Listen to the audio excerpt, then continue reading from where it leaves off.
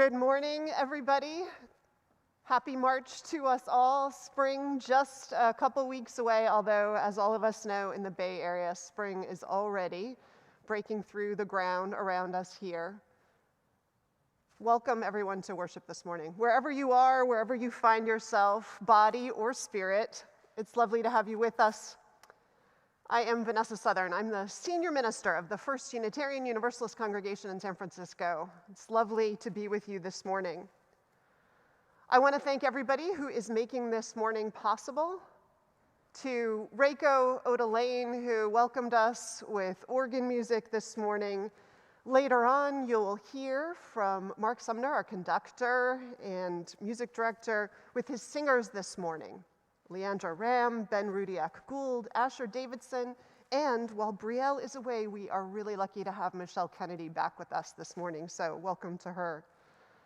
Thanks to Jonathan Silk, our Director of Communications, who is the mastermind of our order of service, but also, more importantly right now, our AV, our sound. To our camera people, to Eric Shackelford and Shuli Ong, who are bringing you some of the visuals this morning, so to bring you into this space. To those who are with me in the chancel this morning, to Meg McGuire, our Ministerial Intern, and to Gayle Reynolds and Keith Hollon, the co-chairs of our annual giving campaign, on this Sunday when we kick off officially that fundraising effort to make our next year of life together possible. It's lovely to have them with us. I want to also thank Joe Chapeau, who is on the chat right now. So if you're joining us and you have a question or a need, please just put a note in the chat to Joe, or you can call the main number of the church and catch him that way if that's more helpful to you. To Thomas Brown, who is around making sure that the building is safe and warm and was open for us and welcoming this morning. And to Judy Payne, who brought spring into the sanctuary with tulips, which would make my Dutch mother very happy if she's watching, which I hope she is. We invite you to join us for our coffee hour afterwards, our Zoom coffee hour, and thanks to Les James, who will be hosting that. If you are with us for the first time, please find a way, if you can, to access the order of service for the morning. It looks like this morning, and it will guide you through the service. And so we gather for another Sunday, and as you will notice, we have each week lit a blue candle since we were apart because of the pandemic. And this week, as we enter into what we hope is the last stretch of this time apart, we will light a new candle. And when we do so, we bring all of you who are not with us in body into this space as we gather in worship. And we hope that you will be with us again here, all of us together again soon. So with that, let's join in singing our opening hymn of the morning. It is number 288, All Our Architects. The words and the music are in your order of service. So let's sing it together.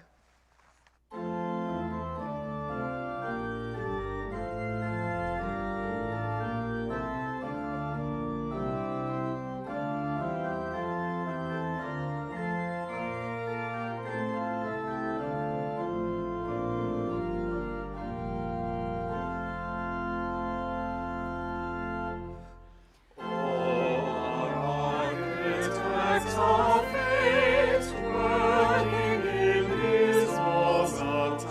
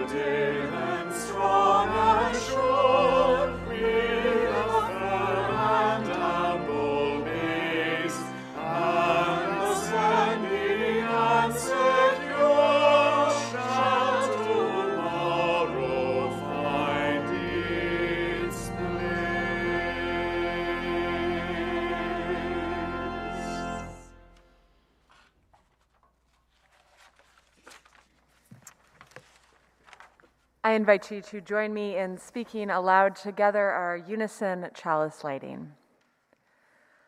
We light this chalice for the light of truth, the warmth of love, and the fire of commitment. We light the symbol of our faith as we gather together.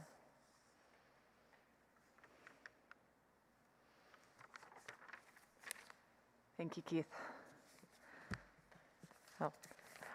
As Vanessa mentioned, if you have not already, I invite you to download your order of service, which is not only a roadmap for worship this morning, but also an opportunity to get a sense of the many offerings in this community. And I want to draw your attention to a couple in particular. Today, after worship, the Forum is hosting Roxanne Dunbar Ortiz, the acclaimed author of An Indigenous People's History of the United States, and the new book, Not a Nation of Immigrants, Settler Colonialism, White Supremacy, and a History of Erasure and Exclusion. The Forum will begin at 1 p.m. today, and it's a program not to miss. You can find Zoom information in your order of service. This month, the Ministers Book Club will be reading Minor Feelings, An Asian American Reckoning by Kathy Park Hong. The March Book Club will be co-led this month by Reverend Vanessa and Lori Lai, and will meet on March 24th and 25th, so you've still got plenty of time to grab a copy and get reading.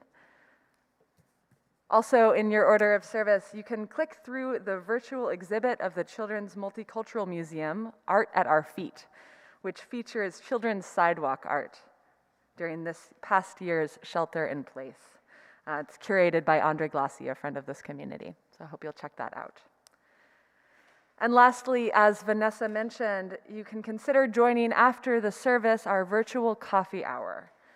You can join a breakout room to connect with other members or friends of this community, join a small group to talk about the sermon, led by Donald Matuson. And there will also be another special breakout room hosted this morning by Judith Stoddard, Jayanti Chapeau, and Cal Ball to discuss the proposed 8th principle that we learned about last week and our process moving toward a vote here at UUSF. I'll turn it over now to Gayle Reynolds and Keith Hollon for a special announcement about the annual operating fund.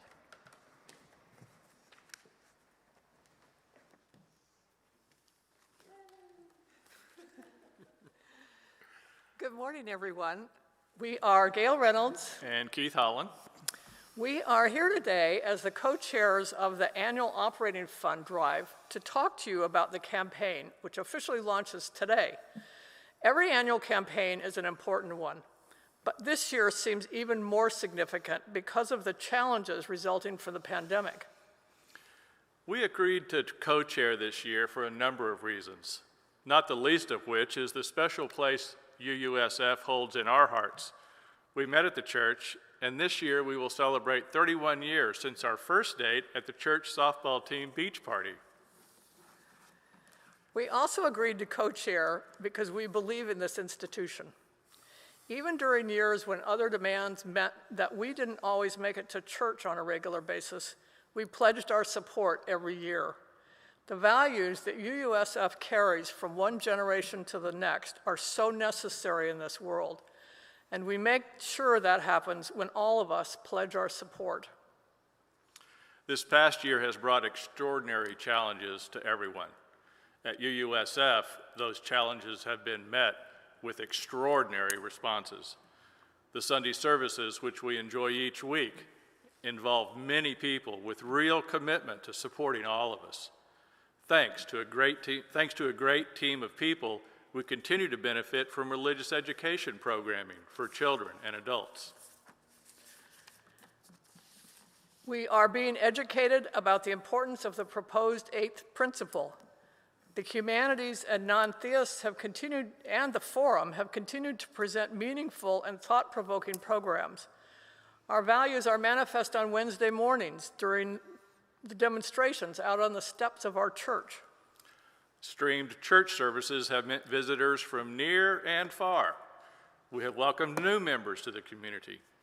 We could go on, but it's clear that life in our UUSF community have not been locked down during this past year. By everyone pledging their support, we can make sure that this is true for the next year also. The shelter-in-place orders have affected the budget at UUSF. Without the ability to rent our spaces to outside groups, we have lost a steady revenue stream. This year, we were rescued by a federal PPP grant. Next year, it will be up to us to fill that income gap.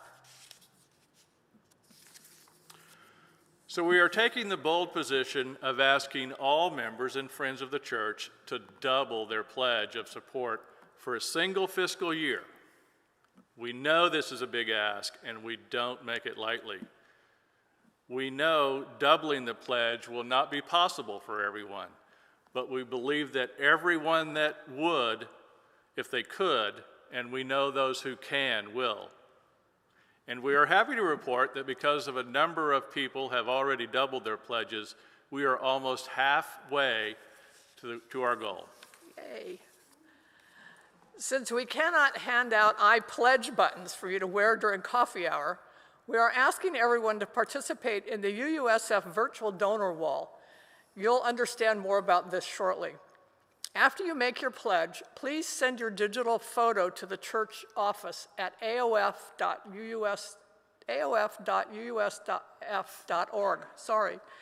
And be sure to make your pledge before March 14th to be included in the drawing for a 3-night stay at Marty Vanderland's Tahoe cabin. And thank you, Marty, for once again supporting the annual campaign in this way. And for your convenience, right now there is a pledge button in your order of service. Please remember, these extraordinary times call for extraordinary responses. Thank you. And now for the virtual donor wall.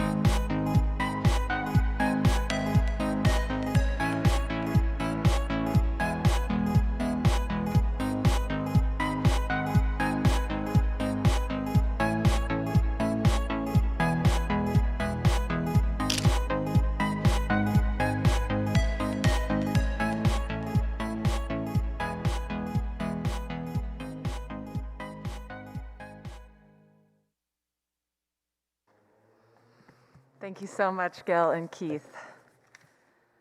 I want to invite you all now to settle into your seats and deepen in a bit more to worship as we sing together our meditation on breathing. The words are simple and are printed in your order of service. You can listen to our song leaders and join in as you feel called to, or just let the words wash over you. When I breathe in, I'll breathe in peace. When I breathe out, I'll breathe out love. When I breathe in, I'll breathe in peace. When I breathe out, I'll breathe out love. When I breathe in, I'll breathe in peace. When I breathe out, I'll breathe out love. When I breathe in, I'll breathe in peace. When I breathe out, I'll breathe out love.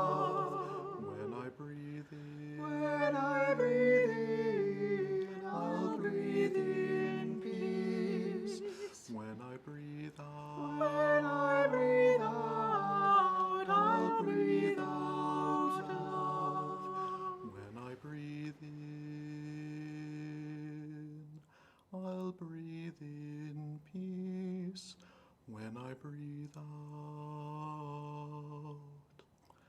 I'll breathe out love.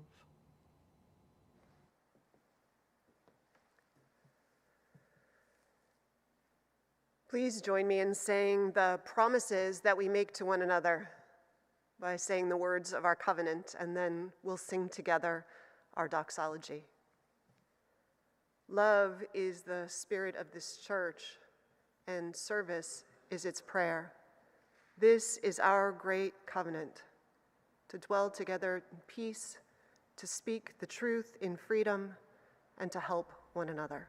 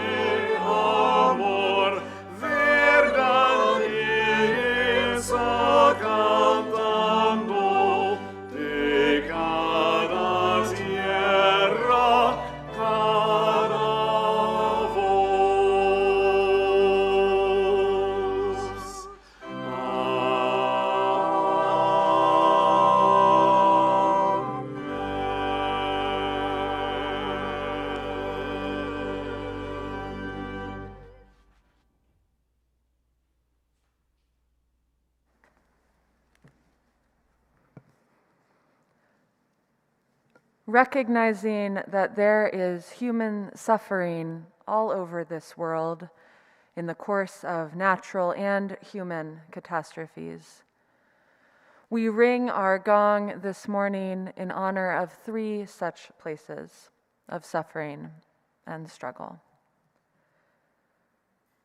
We ring our gong first, as we have each Sunday since July of 2019, for those lives held and those lives lost in federal custody in our detention camps. For the over 500 children now permanently separated from their families. For all people held without charges in less than transparent or humane circumstances. In this repeat of some of the most shameful chapters in our nation and our world's history of xenophobia, racism, and greed. We ring our gong 7 times for this week of 7 days in which these deeds have been done in our name. We ring our gong additionally once for the losses this week to COVID-19. This last week, 68,061 people died of COVID-19 globally. 12,699 of those in the United States alone. We hold in our hearts all of those losses and all who continue to risk their lives to provide the essential services that we collectively rely on. Those who suffer from loss of job or economic instability. Those who are especially vulnerable to the disease. And we name with gratitude all who are working hard to get the vaccine produced and distributed and administered around the world. Finally, we ring our gong this morning for the protesters in Myanmar, who after more than a month of sustained civil disobedience have been met with an alarming escalation of force. This past week, 38 pro-democracy protesters were killed, with the total death count of protesters now totaling over 50.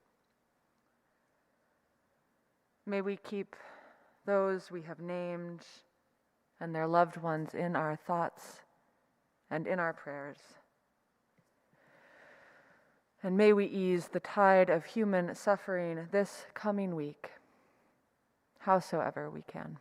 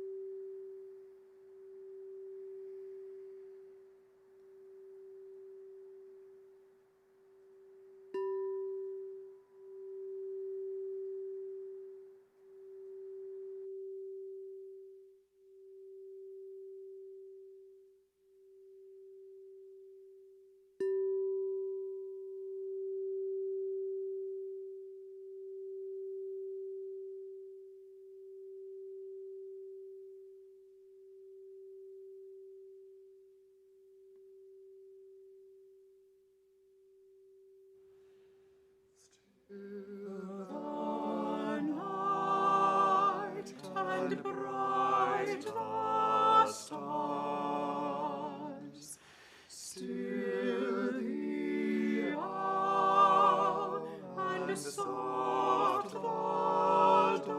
dark, still the lullaby a mother sweetly sings, still the hours of night morning brings. As the sun becomes the day, golden night our fears betray, tender leaves arrive in newly green, tears of sorrow swell the rising stream. Birds their chorus raise the morning long, call to the simple truth where we as one belong. Not one voice, but many voices, not one note, but still one song. Not one dying, not one grieving, all are ours and ours to mourn.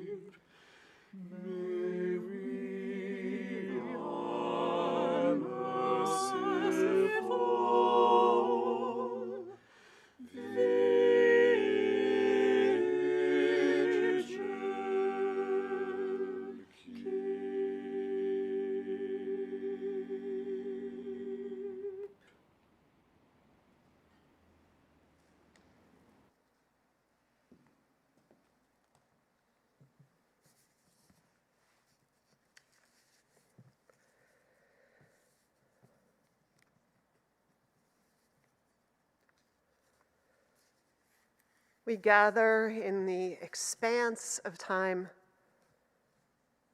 the threading of generations through us, lives who looked for as much wisdom as they could find or make of a life lived with as much love and courage as they could. Handed off, they hoped, the best of what they knew and treasured, found in their bundle of years to those who followed. We are all born babes with hands so small and soft, such little hands to be handed such magnificent burdens. The dreams, the work, the castles half built by those who came before, as fortresses and galleries they hoped to house and showcase all the treasures and the truths that they gave their lives to serve and find with grace and courage. And our unsuspecting, reflexive little baby hands closed around these things the moment we were born, to be held there until the days when, loosened by time or exhaustion or illness or age, we dropped them into the tender embrace of another life just born. In this great relay race of life.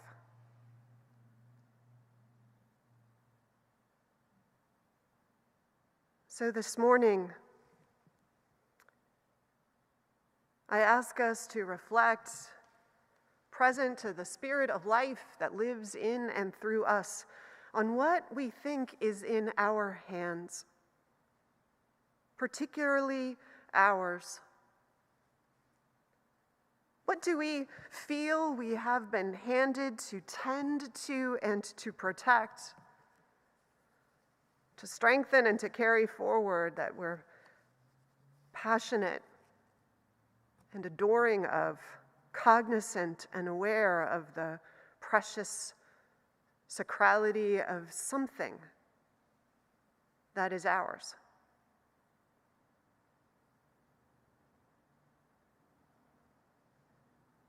Inviting us into silence, I invite us into listening and reflection.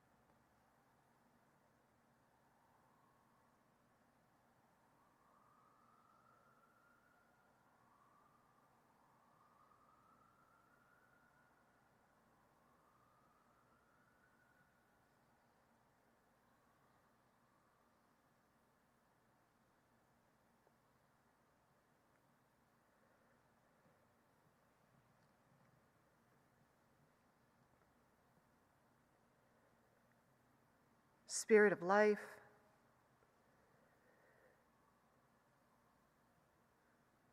may the sacred calling of time that runs through us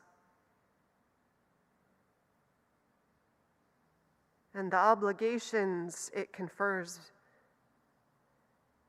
be with us. Help us to clarify our place in this long handoff of treasure and truth, of role and purpose. Strengthen our commitment to what was given into our care, and may the world conspire to aid us in the work of carrying forward the pieces of legacy dropped long ago into our small, soft hands.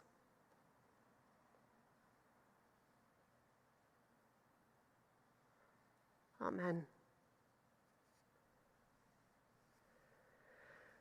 And now the offering for the works and ministries of this congregation will be both given and gratefully received.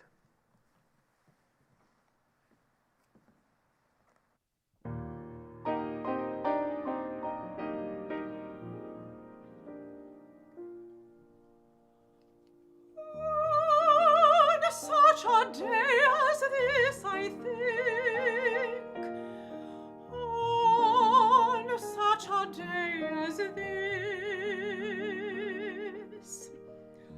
when earth and sky and nature's world are clad in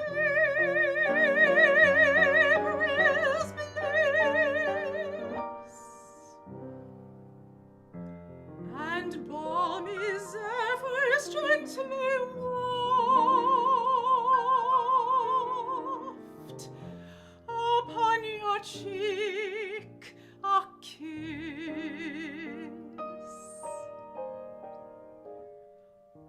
Sufficient is it just to live. Sufficient is it just to live. On such a day as this, on such a day,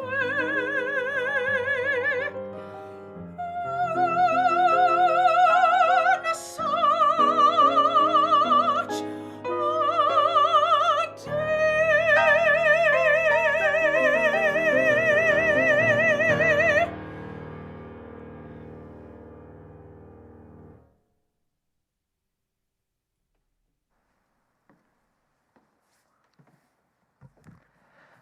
Our reading this morning is from Walking with the Wind, a memoir of the movement by John Lewis and Michael D'Orso. In this passage, which explains the title of the book, Lewis describes a time in his childhood, a memory of when a storm hit, or by the sound of the story, perhaps a tornado, but certainly a fierce storm. He writes, "Lightning terrified me, and so did thunder. But my mother wasn't with us that particular afternoon. Aunt Seneva was the only adult around. And as the sky blackened and the wind grew stronger, she herded us all inside. Her house was not the biggest place around, and it seemed even smaller with so many children squeezed inside, small and surprisingly quiet. All of the shouting and laughter that had been going on earlier outside had stopped. The wind was howling now, and the house was starting to shake. We were scared. Even Aunt Seneva was scared. And then it got worse. Now the house was beginning to sway. The wood plank flooring beneath us began to bend. And then a corner of the room started lifting up. I couldn't believe what I was seeing.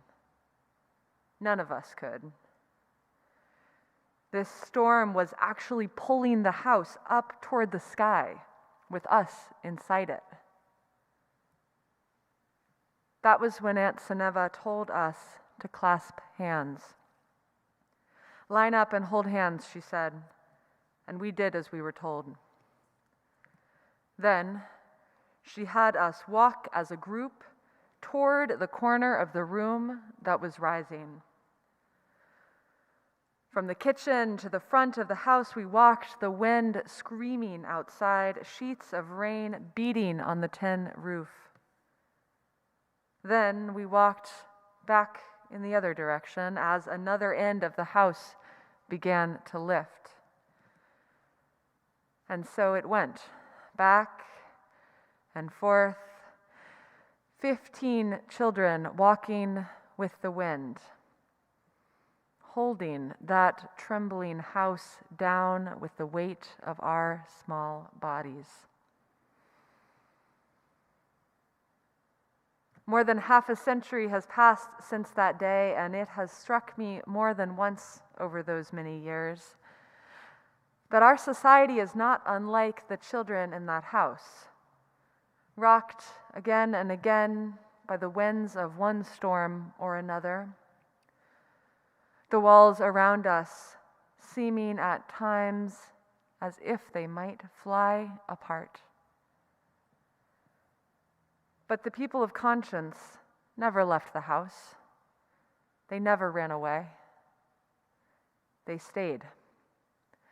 They came together and they did the best they could, clasping hands and moving together toward the corner of the house that was the weakest. And then another corner of the house would lift and we would go there. And eventually, inevitably, the storm would settle and the house would still stand. But we knew another storm would come and we would have to do it all over again. And we did. And we still do. All of us. You and I. Here ends our reading.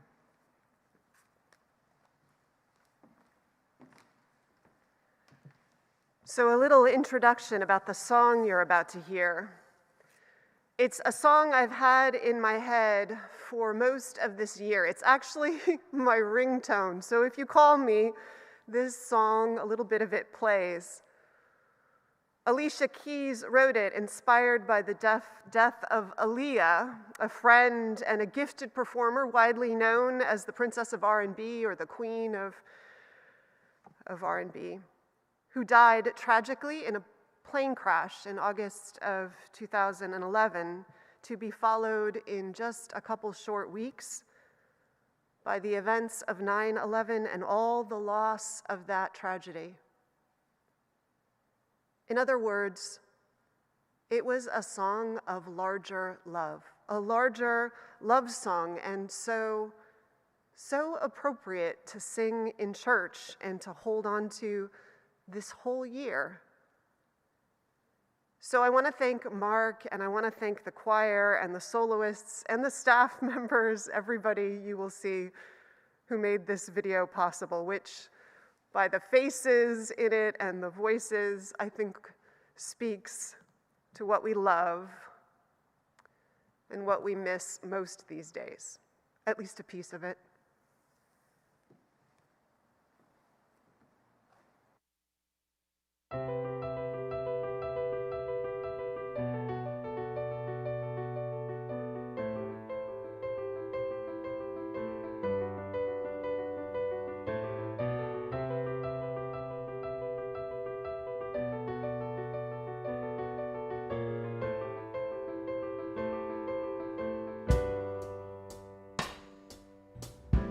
Some people live for the fortune.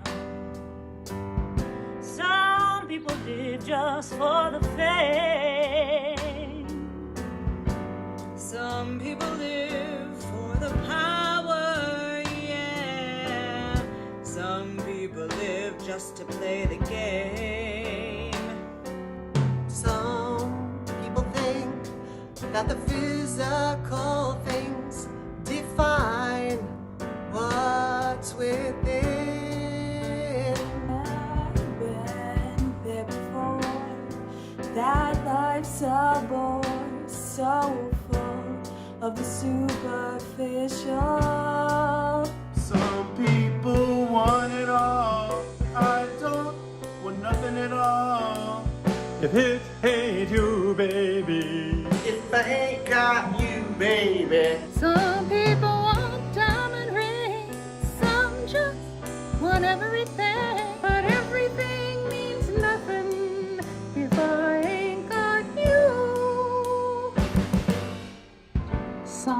people search for a fountain that promises forever young. You know, some people need 3 dozen roses, and that's the only way you prove you love them. Hand me the world on a silver platter, and what good would it be?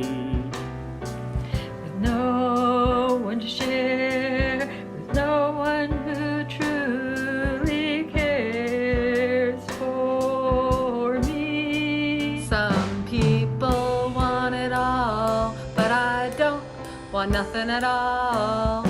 If it ain't you, baby. If I ain't got you, baby. Some people want diamond rings, some just want everything. But everything means nothing if I ain't got you. Some people want it all. But I don't want nothing at all. It ain't you, baby. If I ain't got you, baby. Some people want diamond rings, some just want everything. But everything means nothing if I ain't got you.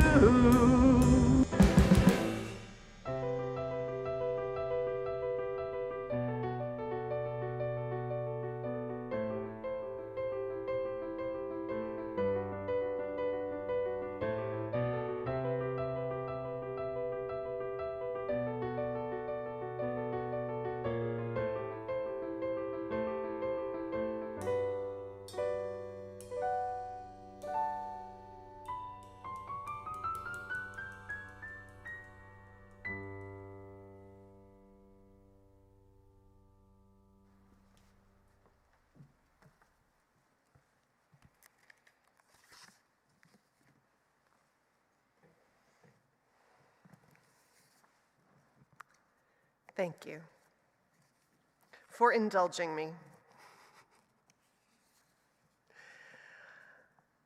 I don't want to jinx things, but I think many of us are starting to feel like maybe if viral life doesn't mutate in radically scary ways, we can see the light at the end of the tunnel. Thanks to Judy Payne and Keith Hollon and the Hinckley Fund and others, Dan Bernard here on the scene, we're starting work this month on some courtyard renovations, replacing some plantings that died in the shutdown a year ago, fixing the fountain and some other things to make that space safe and ready, a gorgeous place for us to begin to gather, because we need to gather. Because, as that ballad rightly named, some people want diamond rings and some just want everything, but everything means nothing without you. That's one thing that's been made super clear this last year, hasn't it? How much we need one another. We've done pretty well. Gayle and Keith named a lot of the things to celebrate. The ability of our musicians and Jonathan Silk and his professional tech team of volunteers, Eric Shackelford and Shuli Ong, who pivoted to try and make worship as full and as familiar and as nurturing as possible. Our 4 recording studios that are now set up with 2 remote cameras to bring you music, plus our balcony Reiko cam that captures Reiko. Reiko, who, by the way, now rocks our Instagram ratings. I mean, who knew that organ music would rock our Instagram ratings? It's been a year of surprises. And there's all of you whose motivation to stay connected has overcome those of you who had some resistance to Livestream, or helped us all overcome the challenging, sometimes frustrating learning curve of navigating Zoom. None of our new ways of connecting are as satisfying as being in a room with human beings. And I never want to look at myself on screen again when this is over. But it's all better than a year of isolation. We've continued to read books together, to engage speakers, even like the amazing speaker we have ahead this morning who will inform and challenge us. We've found safe ways to volunteer at the food bank and to witness on the steps and in rallies around the city. We've actually gotten, I think, more deeply engaged with our wholeness and racial justice work over this year. The choirs have rehearsed in new ways, and as you saw, even found their ability to make music videos, so we may have some Grammy applications ahead of us. We've even run auctions better in some ways than in past years. It hasn't all been perfect. I mean, there's been awkwardness at each new way of being, each new habit that's learned, each old, familiar, beloved ritual and tradition that we've either had to reimagine or delay. But we've done it. We're doing it. And we're not on our knees at this juncture. We are solidly on our feet and connected, and as I said, deepened even in some ways. There are roughly 250 households who were part of this congregation when we started, but there are 600 subscribers to our YouTube channel. I am grateful for and proud of all that that means and may mean going forward. I am grateful for every one of you who has found a way to connect to community. And for some reason, whenever I'm part of a tough chapter in the life of an institution or as part of a nation, as has also been true this year, one side effect is it always somehow wakes me up to remembering the others before me who must have walked the same institution or nation through similar hard times, and a sense of gratitude and curiosity about that.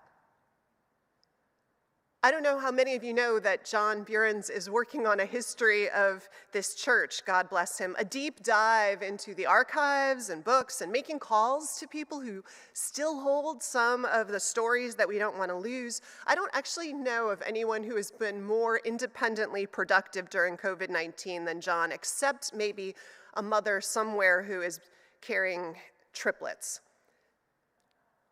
And as part of what that book will show us, will be all of these chapters that we've inherited, unknowingly, many of them. I can't wait to have a reading group for that book to tell us what we have here, what we've had dropped into our soft, sweet palms. But in preparation for today, I went back and called Margot Campbell-Gross, our minister emerita, and I asked her to retell me just one story that she'd once told me about a chapter of ministry, one of the big lifts that a generation of leaders, some still among us, had done, that we inherited. And I want to share it for those of you who weren't around, and also just as a celebration for those of you who were, to tie into what's most on my mind this morning. So go back with me. It's 1995, and called to this church in a joint ministry, that is, two ministers who decided to try to lead together as co-equals and apply as co-ministers to this church. John Marsh and Margot Campbell-Gross were in fact chosen and voted in. Margot, I didn't realize, had actually served this church before, just after her internship at the tail end of her training for ministry. It was the year then when she served that the associate minister then, Joan Hull, was going on sabbatical, and Margot moved back to San Francisco, and she dropped into Victor Carpenter's office just to say hello and tell him she was around, and Victor saw this opportunity that he would need help for the next 9 months, and Margot was available. And so for the 1988 to 1989 church year, Margot would be the interim assistant minister at UUSF. She would leave that position just a few months before the Loma Prieta earthquake hit the Bay Area, and so she just missed that drama here. Or maybe not. Because the year Margot and John started their ministry here, 1995, began with, as it always did, the board's annual off-site retreat. And at that retreat, Ed Flish, the moderator that year, had some news. The earthquake, it turned out, had done some damage, but also the city's rules about building standards had changed. And so the city had given this church, and others I'm sure, 3 years to make some necessary changes. And if we didn't, our status as a space open to the public would be shut down. In other words, if we didn't, the church, in essence, would be shut down. Initial estimates were that the retrofitting would cost about $500,000 and repairs, or about $860,000 in current dollars. And an emergency capital campaign had to begin toot sweet. Well, John and Margot were understandably thrown back on their heels. They didn't even know the congregation yet as its ministers. They hadn't even unpacked their proverbial boxes. And then they were going to lead a significant fundraiser, something you normally want some goodwill and relationships when you step into. So they conferred and they got back to the board and they asked for 1 year to get to know the congregation. The board was willing to wait 1 year to prepare, but understandably only that long. And in that year, in addition to getting to know the people here, more of them, and beginning their ministry here, the church hired a capital campaign consultant, Phil Duker, who was helping them in their discernment and the questions that they asked. And as part of that process, Margot was reminded of one unforgettable morning during her previous stint as interim assistant minister.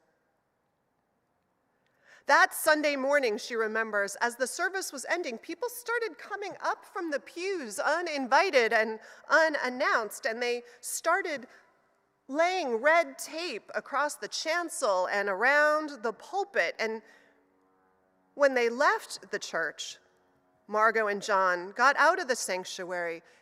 Red tape, they noticed, had marked off the offices and the garage and the chapel and the main doors in and out of the church, too. These were, it turns out, all the places that the church wasn't accessible. Members who were in wheelchairs at the time could only enter the church through the kitchen door. Like second-class citizens and concerned congregants wanted to make a point, and so they organized this act of internal witness, and the image of all that red tape stuck with Margot. So the church began talking, I'm told, about who it wanted to be as a congregation as part of the lead up to this capital campaign. What was possible? 22 house meetings with small groups from the congregation and other opportunities to uncover, Margot would later write, quote, our gifts and strengths for the service of the church and the wider community. And the resonance of the red tape informed their work. The earthquake retrofits would happen, but added to them would be the commitment to build the ramp that we now have at the front of the church where it belonged. And while they were at it, by the way, they would take down a little 8-inch plaque that told people quietly who we were and put big letters up, the ones you see that have our name on the wall. And the chancel was extended and the ramp was built here so that our most sacred space allowed easy access for all people, and the chapel was made accessible and more. The bill of all of this went from $500,000 to $2.3 million. That's almost $4 million in today's dollars. Imagine being them. You inherit a church and it asks of you not just your annual pledge, not just your volunteer hours, not just that you walk and witness to City Hall and at rallies and teach Sunday school and cook and deliver meals to people who are sick, but that you carry the institution forward, and in doing so in ways that keep with your values, you raise $4 million. And you're out of the building the whole time the work is being done. The pews were all removed from this space. Just that, imagine the work that was required. All kinds of surprises would be discovered, as you might imagine. One day, Margot said, when she and the young adults were at church, they heard the organ playing. They came into the empty, bare sanctuary. And Reiko was, in fact, rehearsing, and they all lay down on the stripped-down floor of the sanctuary and listened. As close to heaven as they could imagine in this complicated moment of sacrifice and endurance. The church would raise the $2.3 million. In fact, when it was all totaled on the big Sunday, when they pulled the effort to a close, they had raised $1,579.40 more than the goal, including hundreds of dollars given by the children of the congregation. And we inherit a church more accessible, those of us who came after that time. One, by the way, we just made a little more accessible with our 2 new gender-neutral bathrooms, one fully accessible, single occupancy, and all the other renovated bathrooms that include accessibility, all of which you'll get to see when you're back here. And we all inherit a building that's safe, we hope, for the inevitable next big earthquake and the next, for we who live on the fault lines of the earth. And all of it placed in our soft hands when we first came and joined this place, a silent handoff in this relay race of life.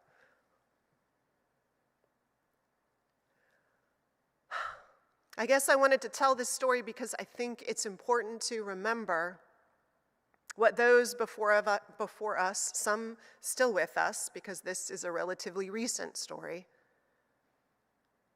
all the hard things they've done. They've weathered other pandemics, we know that, other uprisings that demanded greater justice. And at each juncture, hopefully, they've done all they could to honor the commitment that we also inherit of body and soul and pocketbook, not just to survive, but to thrive. What we have done this last year is amazing, I think. And it's a part of a history of amazing, which I sometimes forget. But it's important to remember. Because it's this gorgeous and gutsy thread that weaves through time and lives that I am blessed and emboldened to remember in the times that I am part of, with all the challenges they have brought and will bring, the storms.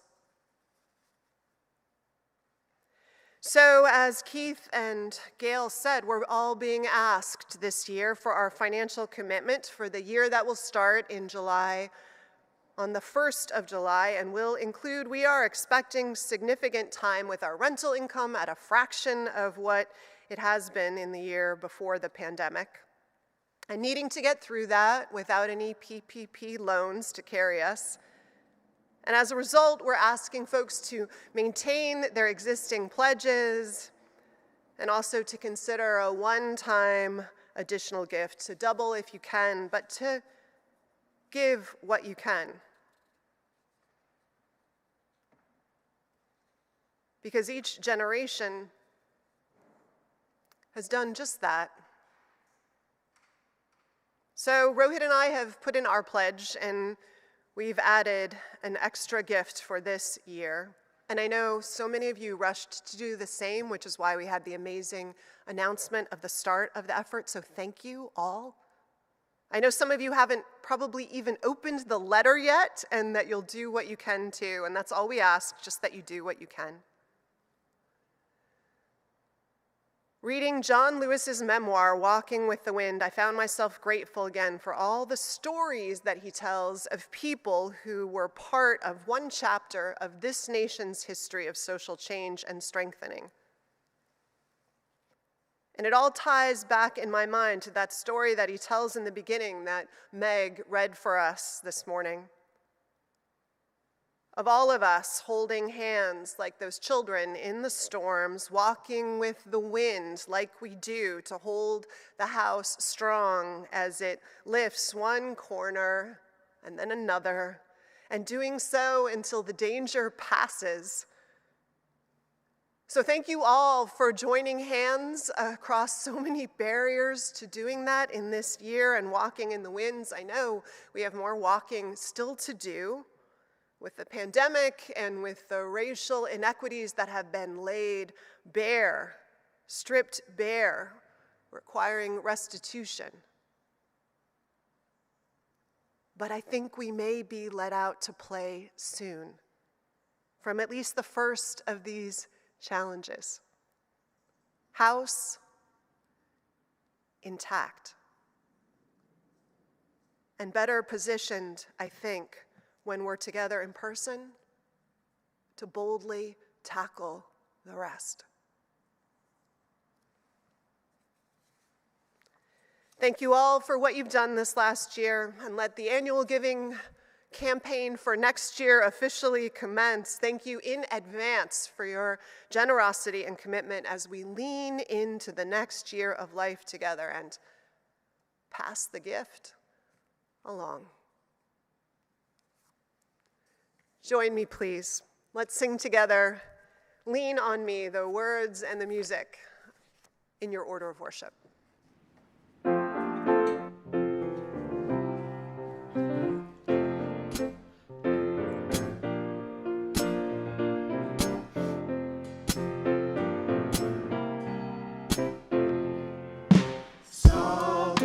Sometimes in our lives, we all have pain, we all have sorrow, but if we are wise, we know the best, always tomorrow. Lean on me when you're not strong, and I'll be your friend.